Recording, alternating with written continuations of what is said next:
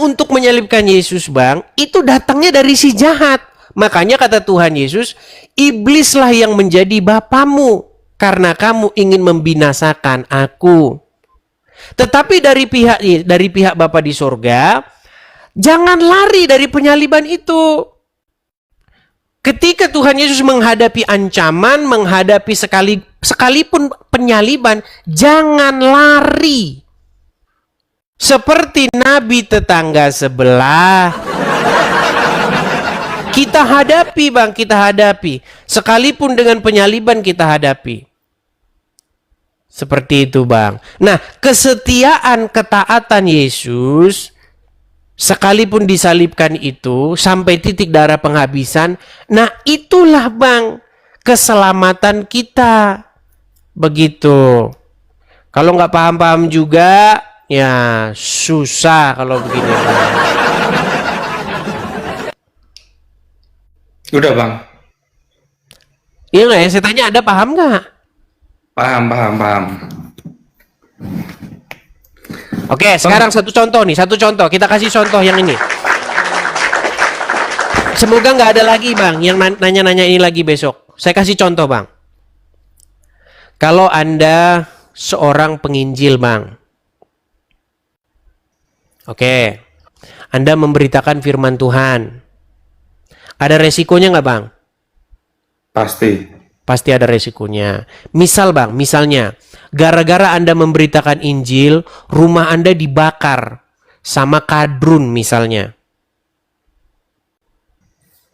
Nah, tetapi, Bang, Anda tidak melakukan pembalasan. Anda tetap setia memegang teguh firman Tuhan.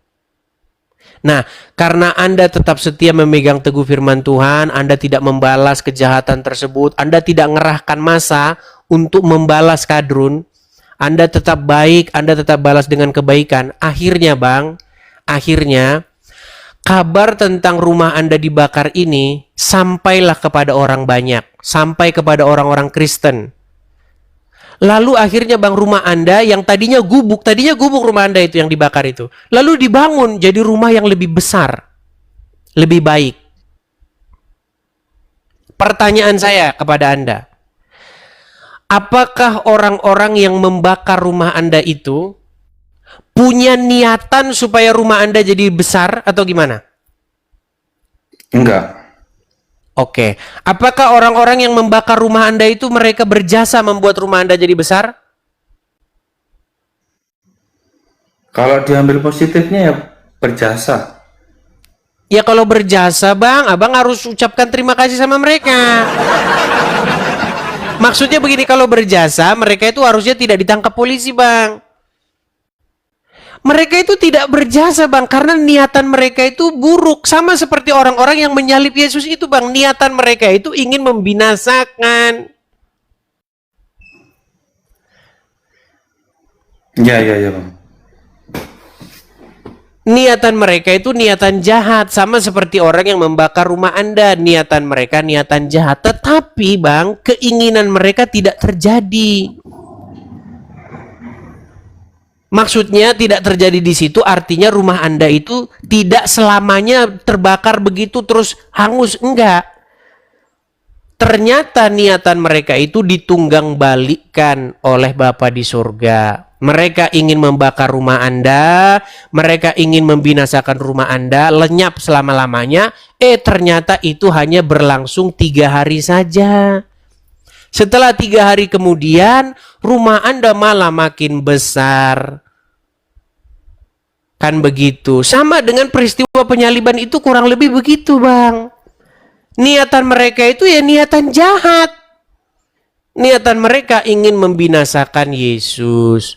Tetapi Bapa di surga membangkitkan Yesus pada hari yang ketiga. Begitu, Bang. Jadi kalau pertanyaan Anda, karya penyaliban itu karya siapa? Yang Anda maksud ini penyaliban mana maksudnya? Kesetiaan Yesus kah? Sehingga dia menghadapi penyaliban itu sampai mati? Atau yang mana? Apa yang Anda maksud penyaliban itu?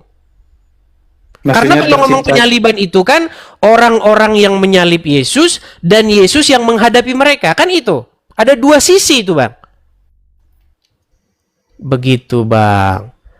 Tetapi kalau yang Anda maksud, penyaliban di situ maksudnya adalah kesetiaan Yesus kepada Bapa di surga, rela disalibkan, itu tentu datang dari pihak Bapa di surga. Begitu, Bang. Ya berarti karya Allah begitulah ya. Ia berbicara mengenai kesetiaan Yesus menghadapi penyaliban tersebut. Karena di Taman Getsemani, kan Tuhan Yesus berdoa kepada Bapa di surga, "Ya Bapa, bukan kehendakku yang terjadi, melainkan kehendak-Mu." Apa kehendak Bapa di surga itu? Untuk menghadapi penyaliban itu. Begitu, Bang. Ya Bang. Seperti itu. Oke? Sudah. Ya. Semoga Anda paham ya, Bang ya. Makasih Bang Oke, Edis. baik, sama-sama, Bang. Saya turunkan ya, Bang ya. Oke, makasih Bang ya. Sama-sama, sama-sama.